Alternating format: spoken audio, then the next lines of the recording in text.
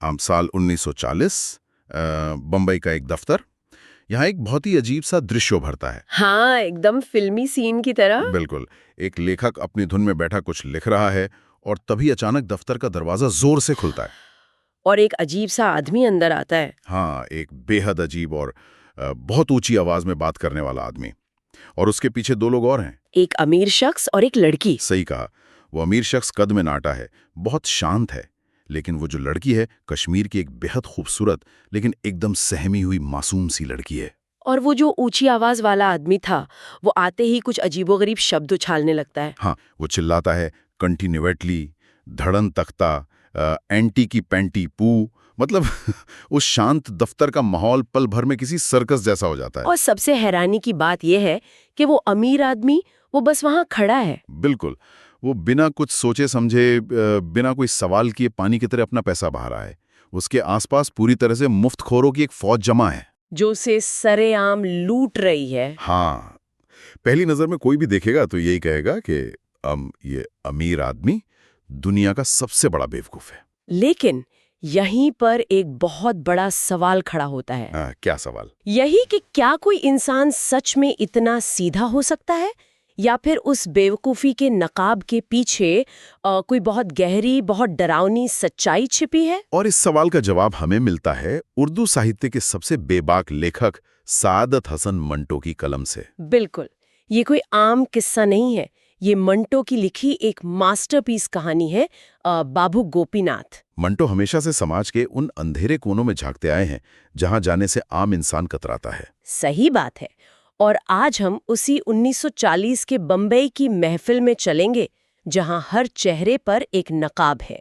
हमारा मकसद सिर्फ कहानी सुनाना नहीं है, बल्कि उस इंसानी मनोविज्ञान को जीना है जो इन किरदारों को चलाता है। तो चलिए सीधे उस शानदार फ्लैट में चलते हैं जहां मंटो को पहली बार बाबू गोपीनाथ की इस अजीबोगरीब महफिल में बुलाया गया था। और जब मंटो वहां पहुंचते हैं तो वहां का नजारा ना किसी बायोलॉजिकल इकोसिस्टम जैसा लगता है। इकोसिस्टम मतलब शिकारी और शिकार वाला? एकदम ऐसा इकोसिस्टम जहां शिकारी और शिकार एक ही कमरे में शांति से बैठे हैं।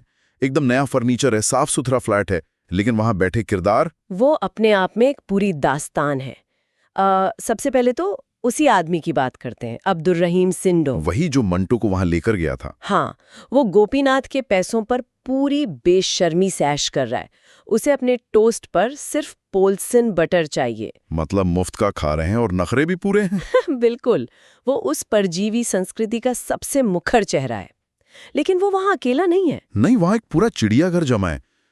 एक गफ्फार साई नाम का किरदार है जो तहमत पहने रहता है। हाँ, और गले में मोटी माला है।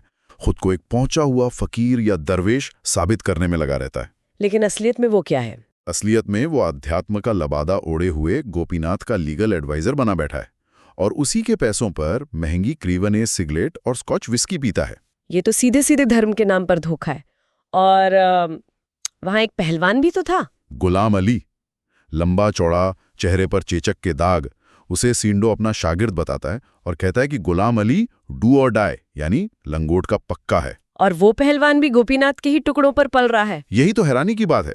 एक पहलवान जिसे अपनी मेहनत से जीना चाहिए, वो भी मुफ्त के खाने और उसी क्रेवेनेस सिगरेट के लिए वहां पड़ा है। लेकिन मंटो सिर्फ मर्दों के दोगलेपन तक नहीं रुकते। वहां दो औरतें भी हैं। एक तो सरदार बेगम है। हाँ, जिसे सिंडो अजीब तरीके से टीन पोटी फुल फूटी बुलाता है। वो शायद उसकी पुरानी प्रेमिका या पत्नी रही होगी। उसका रंग गहरा है, आंखों में एक अजीब सी बेहयाई है और वो बात बात पर गालियां देती है। और सबसे बड़ी बात, वो रोज शाम को 2.5 रुपए का मॉर्फिन का इंजेक्शन लेती है। ये उस समय के बंबई के उस अंडरबेली को दिखाता है जो नशे और अपराध में डूबा था। और इन सब के बीच वो लड़की बैठी थी, जीनत। हाँ, जीनत, जो इस भ्रष्ट दुनिया का हिस्सा लगी नहीं रही थी। जिसे सिंडो कश्मीर की कबूतरी कहता है। वो इतनी साफ सुथरी, बेहद खूबसूरत, लेकिन एकदम अल्हड़ और नासमझ है। ऐसा लगता है जैसे किसी ने गिद्धों के बीच एक सफेद कबूतर लाकर बिठा दिया हो। बिल्कुल। पता चलता है कि गोपीनाथ उसे एक पुलिस मुकदमे के बाद लाहौर से बंबई लाया है। अब आप इस पूरे कमरे के विरोधाभास को देखिए। एक तरफ जॉनी वॉकर विस्की की बोतलें खुल रही हैं, सिंडो डायलॉग मार रहा है, और बाबू गोपीनाथ वो चुपचाप अपनी जेब से 100 रुपए के नोटों का बंडल निकालता है और बस हवा में उड़ाता रहता है। एक घटना तो बहुत अजीब थी जब गुलाम अली के 100 रुपए चोरी हो जाते। हाँ, गुलाम अली आके शिकायत करता है कि होटल में किसी ने पैसे चुरा लिए, तो कोई भी आम इंसान क्या करेगा? वो डांटेगा या पूछेगा कि कैसे चोरी हुए? लेकिन गोपीनाथ वो बस मुस्कुराता है और अपनी जेब से 100 का एक और नोट निकालकर उसे दे देता है। ये देखकर तो किसी को भी लगेगा कि गोपीनाथ मानसिक रूप से कमजोर है। मतलब कोई अपनी दौलत ऐसे कैसे लूटने दे सकता? यही तो बात है। मंटो जानबूझकर कहानी की शुरुआत में गोपीनाथ को एक गधे की तरह पेश करते हैं, ताकि हम उसे जज कर सके। हाँ, लेकिन जैसे जैसे मंटो की उससे मुलाकातें बढ़ती हैं, कहानी की परतें खुलने लगती हैं। गोपीनाथ कोई बेवकूफ नहीं है। उसे बहुत अच्छी तरह पता है कि सिंडो, गुलाम अली और सरदार बेगम ये सब मतलबी हैं और उसे लूट रहे हैं। तो फिर वो उन्हें धक्के मारकर बाहर क्यों नहीं निकाल देता? वो अपनी बर्बादी का तमाशा खुद क्यों देख रहा है? इसके पीछे गोपीनाथ का एक बहुत गहरा दर्शन है। देखिए, उसके पिता एक बहुत अमीर और कंजूस बनिए थे। जिन्होंने पाई पाई जोड़कर 10 लाख की संपत्ति बनाई थी। बिल्कुल। और गोपीनाथ शायद अपने पिता की उस कंजूसी और पैसे के पीछे भागने वाली फितरत से नफरत करता है। अब वो दौलत लगभग खत्म होने वाली है। वो बंबई सिर्फ 50,000 रुपए लेकर आया है। और वो मंटो से कहता है कि उसे फकीरों की मज़ारें और तवाइफों के कोठे बहुत पसंद है। क्यों? ऐसा क्यों? क्योंकि वो कहता है कि वहाँ फर्श से लेकर छत तक सिर्फ धोखा ही धोखा होता है। ये तो बहुत ही डार्क विचार है। मतलब उसे पता है कि दुनिया में ईमानदारी बची ही नहीं है। हाँ, वो जानता है कि उसकी दुनिया उजड़ने वाली है, वो सड़क पर आने वाला है। तो जब तक पैसा है, वो इस कृत्रिम झूठे माहौल के सुकून में जीना चाहता है। वो खुद को वास्तविकता से बचाने के लिए इन परजीवियों को पालता है, क्योंकि उनकी चापलूसी उसे एक झूठा सुकून देती है। सही कहा। वो अपने लिए एक भ्रम का जाल बुन रहा है। लेकिन एक बात समझ नहीं आती, इन सब में उस मासूम लड़की जीनत का क्या काम? हाँ, ये एक बड़ा सवाल है। अगर गोपीनाथ को सिर्फ खुद को बर्बाद करना था, तो वो जीनत को इस दलदल में क्यों लाया? यहीं पर गोपीनाथ एक प्रेमी के रूप में सामने आता है। उसका असली मकसद अय्याशी करना नहीं था। वो जीनत से मोहब्बत करता है, बेपनाह मोहब्बत करता है। लेकिन वो यथार्थवादी भी है। वो जानता है कि जब उसके पैसे खत्म हो जाएंगे तो जीनत जैसी शरीफ और मासूम लड़की इस जालिम दुनिया में टिक नहीं पाएगी। समाज उसे नोच खाएगा। बिल्कुल। इसलिए वो एक भयानक फैसला लेता है। वो चाहता है कि जीनत चालाक बने, दुनियादारी सीखे, तवाइफों के पैंतरे सीखे, ताकि वो किसी अमीर आदमी को फंसाकर अपना भविष्य सुरक्षित कर ले। हाँ, वो उसे इस दुनिया के लिए तैयार करना चाहता है। ये तो एक ऐसा विरोधाभास है जो अंदर तक झकझोर देता है। ये तो किसी वैक्सीन की तरह है। वैक्सीन कैसे? मतलब किसी इंसान को बीमारी से बचाने के लिए उसी बीमारी का वायरस उसके शरीर में डाला जाता है। गोपीनाथ उस औरत को जिससे वो सबसे ज्यादा प्यार करता है, दुनिया का सबसे बड़ा फरेब सिखाना चाहता है। सिर्फ इसलिए ताकि वो उसके बिना जिंदा रह सके। हमने हमेशा सुना है कि प्रेमी अपनी प्रेमिका को दुनिया की बुरी नजरों से बचाता है, लेकिन यहाँ वो खुद उसे बुराई के हथियार सौंप रहा है। ये प्रेम का बहुत ही दुखद रूप है। गोपीनाथ को पता है कि शराफत कमजोरों की मौत का कारण बनती है। और वो इस वैक्सीनेशन के लिए पूरी कोशिश भी करता है। हाँ, वो जीनत की ट्रेनिंग के लिए 3,000 रुपए की एक फियाट मोटर कार खरीदता है, ताकि वो अमीर दिखे। और वो जानबूझकर ऐसे लोगों को बुलाता है जिनसे जीनत चालाकी सीख सके। इसी कोशिश में सिंडो एक आदमी को लाता है, मोहम्मद शफीक तूसी। शफीक तूसी, ये किरदार तो इस इकोसिस्टम का सबसे शातिर शिकारी है, जो औरतों का फायदा उठाता है लेकिन खुद एक पैसा खर्च नहीं करता। वो जीनत से मीठी मीठी बातें करता है। गोपीनाथ को लगता है कि शायद जीनत इससे कुछ सीखेगी, लेकिन होता क्या है? शफीक जीनत से ही 200 रुपए चादरें और तकिए के गिलाफ ठग लेता है। और सबसे बड़ी विडंबना देखिए, वो सारे पैसे और सामान अपनी एक नई प्रेमिका अलमास पर खर्च कर देता है। ये गोपीनाथ के प्रोजेक्ट की पहली बड़ी हार थी। और ये सिलसिला यही नहीं रुकता। सरदार बेगम जीनत को अपोलो बंदर ले जाती है ताकि वो अमीर आदमियों को फंसाना सीखे। और वहां उन्हें मिलता है नगीना होटल का मालिक यासीन। शुरुआत में लगता है कि गोपीनाथ की योजना काम कर रही है, क्योंकि यासीन जीनत को 6 महंगी साड़ियां खरीद कर देता है। लेकिन यासीन भी तो उसी समाज का हिस्सा है ना। कुछ ही दिनों बाद होटल में एक क्रिश्चियन लड़की आती है और यासीन उसके साथ चक्कर चला लेता है। और हद तो तब हो जाती है जब यासीन जीनत की ही कार मांग कर ले जाता है और उस दूसरी लड़की को उसी में घुमाता है। ये स्थिति किसी को भी पागल कर सकती है। बिल्कुल। लेकिन मुझे कहानी पढ़ते हुए सबसे ज्यादा परेशानी इस बात से हुई कि जीनत की प्रतिक्रिया क्या थी। वो बिल्कुल खामोश रहती है। हाँ, उसे अपने इस्तेमाल होने का, ठगे जाने का कोई दुख ही नहीं है। जब मंटो से समझाते हैं तो वो बस रोने लगती है। यासीन कार ले गया और वो चुप है। क्या वो सच में बेवकूफ थी? वही तो, क्या कोई इंसान इतना निष्क्रिय हो सकता है? उसे अपने सम्मान की कोई परवाह ही नहीं बची थी। असल में जीनत सिर्फ एक व्यक्ति नहीं है, वो उस पूरे वर्ग का प्रतिनिधित्व करती है जिसे अपनी आवाज पहचानने का मौका ही नहीं मिला, जिसे हमेशा एक वस्तु की तरह इस्तेमाल किया गया। वो इतनी दबी हुई है कि उसे अच्छे बुरे का फर्क ही नहीं पता। वो बस हालात के साथ बह रही है क्योंकि उसने कभी तैरना सीखा ही नहीं। और गोपीनाथ यही देखकर हताश होता है।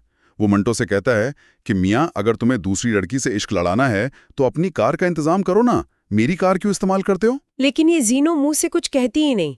गोपीनाथ उसकी इसी शराफत से डरा हुआ था। लेकिन गोपीनाथ का वो डर तब हकीकत में बदल जाता है जब उसके वो 50,000 रुपए खत्म हो जाते हैं। और वो और पैसे लाने के लिए लाहौर लौट जाता है। गोपीनाथ ने जाते वक्त जीनत से कहा था कि उसे कुछ दिन लगेंगे। उसने सोचा था वो सुरक्षित है। लेकिन जैसे ही पैसे का स्रोत खत्म होता है, वो परजीवी तुरंत शिकारी बन जाते हैं। सेंडो को अपना मक्खन चाहिए था और सरदार बेगम को मॉर्फिन। तो उन्होंने अपनी लत पूरी करने के लिए जीनत को ही बेचना शुरू कर दिया। ये कहानी का सबसे स्याह हिस्सा है। वो दोनों मिलकर रोजाना जीनत को जिस्म फरोशी करने पर मजबूर कर देते हैं। और वो भी चंद रुपयों के लिए। रोज के 100-125 रुपए बनते थे, जिसमें से आधा जीनत को मिलता और बाकी ये दोनों खा जाते। मंटो जब ये देखते हैं तो वो हस्तक्षेप करना चाहते हैं। वो जीनत से पूछते हैं कि ये तुम क्या कर रही हो? और जीनत का जवाब क्या था? मुझे कुछ मालूम नहीं भाईजान, ये लोग जो कहते हैं मैं मान लेती हूँ। ये सुनकर रोंगटे खड़े हो जाते हैं। अब मंटो भी ये देखकर पीछे हट जाते हैं। उन्हें लगता है कि जिससे खुद के लुटने की परवाह नहीं, उसे कोई और कैसे बचा सकता है। और फिर पूरे 1 महीने बाद गोपीनाथ वापस लौटता है, अपनी जायदाद बेचकर मुश्किल से 10,000 रुपए लेकर। मंटो भी उसके साथ है। वो बांद्रा की पाली हिल पर टैक्सी से जा रहे होते हैं, तभी सड़क पर सींडो मिल जाता है। गोपीनाथ टैक्सी रुकवाता है। सींडो उसे कुछ दूर ले जाकर अकेले में बात करता है। यहाँ कहानी एकदम थ्रिलर बन जाती है। हाँ, सींडो से बात करके जब गोपीनाथ वापस आता है तो वो बहुत खुश है और वो मंटो को चौंकाने वाली खबर देता है कि मंटो साहब, जीनो की शादी होने वाली है। ये सुनते ही खतरे की घंटियां बजने लगती हैं। बिल्कुल। जो लोग उसे चंद रुपयों के लिए बेच रहे थे, वो अचानक उसकी इज्जतदार शादी कैसे करवा सकते हैं? ऐसा लगता है जैसे ये जीनो का कोई नया धोखा है। मंटू को भी यही लगा था। लेकिन कहानी यहाँ सबसे बड़ी गुत्थी सुलझाती है। शादी कोई धोखा नहीं थी, वो पूरी तरह सच थी। हाँ, हुआ ये था कि एक म्यूजिक टीचर जीनत को गाना सिखाने आता था। वो एक दिन अपने जानने वाले हैदराबाद सिंध के अमीर जमींदार गुलाम हुसैन को ले आया। और वहां जीनत ने गालिब की गजल गाई, नुक्ता ची है गमे दिल उसको सुनाए न बने। और वो जमींदार जीनत की आवाज और मासूमियत पर ऐसा फिदा हुआ कि उसने तुरंत शादी का प्रस्ताव रख दिया। और सींडो और सरदार ने अपना फायदा देखकर मामला पक्का कर दिया। लेकिन गोपीनाथ का रिएक्शन देखिए। उसे इस बात से कोई फर्क नहीं पड़ा कि उसकी पीठ पीछे जीनत का इस्तेमाल हुआ। वो इतना खुश था जैसे एक पिता अपनी बेटी की शादी में होता है। कोई जलन नहीं, कोई अहंकार नहीं। वो दातागंज बख्श का शुक्रिया अदा करता है। और उसके पास जो आखिरी 10,000 रुपए बचे थे, उसमें से वो 2,000 के गहने बनवाता है, 2,000 के कपड़े और 5,000 नकद जीनत को दे देता है। दावत का खर्च भी वही उठाता है और खुद मेहमानों के हाथ धुलाता है। कोई सोच भी नहीं सकता कि ये वही शराबी और बेवकूफ बाबू गोपीनाथ है। ये निस्वार्थ प्रेम की एक ऐसी ऊंचाई है जिसे समझना बहुत मुश्किल है। और यहीं से कहानी अपने सबसे भावुक क्लाइमैक्स पर पहुंचती है। शादी के बाद गोपीनाथ मंटो के पास आता है। एकदम बच्चे की तरह कहता है, मंटो साहब, जरा अंदर जाइए और देखिए जीनत दुल्हन के जोड़े में कैसी लग रही है। मंटो कमरे के अंदर जाते हैं। जीनत लाल रंग के शरारा कुर्ते में बहुत प्यारी लग रही है। लेकिन तभी मंटो की नजर कमरे के कोने में रखी उस भारी भरकम फूलों की सेज पर पड़ती है। और मंटो, जो यथार्थवादी लेखक है, उनसे ये दृश्य बर्दाश्त नहीं होता। उस लड़की का अतीत जिसने कुछ दिन पहले जिस्म फरोशी की थी, और ये पवित्र फूलों की सेज। मंटो को हंसी आ जाती है। वो कह बैठते हैं, ये क्या मस्खरापन है, यानी ये क्या मजाक है। मंटो का ये एक वाक्य उस कमरे की पूरी पवित्रता को तोड़ देता है। ये जीनत के अतीत पर सीधा प्रहार था। जीनत की आंखों में आंसू आ जाते हैं। वो कहती है, आप मजाक करते हैं भाईजान। और तभी बाबू गोपीनाथ अंदर आता है। वो देखता है कि जीनत रो रही है। वो प्यार से उसके आंसू पोंछता है। और फिर वो मंटो की तरफ मुड़ता है। उसकी आंखों में गुस्सा नहीं, बल्कि एक बहुत गहरी निराशा है। वो कहता है, मंटो साहब, मैं समझा था कि आप बड़े समझदार इंसान हैं। मेरा मतलब है, जीनो का मजाक उड़ाने से पहले आपने कुछ तो सोच लिया होता। वो भीगी आंखों से मंटो को धिक्कार कर वहां से चला जाता है। ये दृश्य अंदर तक हिला देता है। मंटो, जो समाज की सच्चाई, भी नकाब करने का दावा करते हैं, वो इस नई शुरुआत को नहीं समझ पाए। जिस इंसान को पूरी कहानी में बेवकूफ माना गया, उसने समाज के सबसे बुद्धिमान लेखक को इंसानियत का सबक सिखा दिया। गोपीनाथ की वो नजर मंटो के लिए एक आईना थी। गोपीनाथ ने अपनी बर्बादी की कीमत पर एक लड़की को नई जिंदगी दे दी। मंटो का यथार्थवाद उस प्यार के सामने बहुत छोटा साबित हुआ। हम अक्सर लोगों को उनके कपड़ों, उनके बैंक बैलेंस से आंकते हैं। समाज उन्हें खारिज कर देता है। लेकिन असली समझदार कौन है? वो जो दुनियादारी जानते हैं, या वो बाबू गोपीनाथ जिसके सीने में इतना निस्वार्थ दिल धड़कता है? मंटो हमें मजबूर करते हैं कि हम अपने खोखले आदर्शों पर दोबारा सोचें। इंसानियत अक्सर वहां मिलती है जहां हम उम्मीद भी नहीं करते। दोस्तों, आज की इस चर्चा को हम इसी विचार के साथ खत्म करेंगे। सोचिए, क्या हमारी यही तथाकथित समझदारी हमें भ्रष्ट बनाती है? क्या असली मासूमियत सिर्फ उन्हीं में बची है जिन्हें समाज ने कूड़ेदान में फेंक दिया है? ये बाबू गोपीनाथ का वो सवाल है जिसका जवाब हमें खुद में खोजना होगा। श्रोताओं, इस कहानी को सुनने के लिए आप सभी का बहुत बहुत धन्यवाद। दोस्तों, अगर आपको मंटो की ये कहानी पसंद आई तो कृपया हमारे चैनल आज की कहानी को लाइक करें, शेयर करें और सब्सक्राइब करें। और हाँ, बेल आइकन जरूर दबाएं ताकि जब भी कोई नई कहानी आए तो आपको तुरंत नोटिफिकेशन मिल जाए। सुनते रहिए और अपने आसपास छिपी कहानियों पर विचार करते रहिए।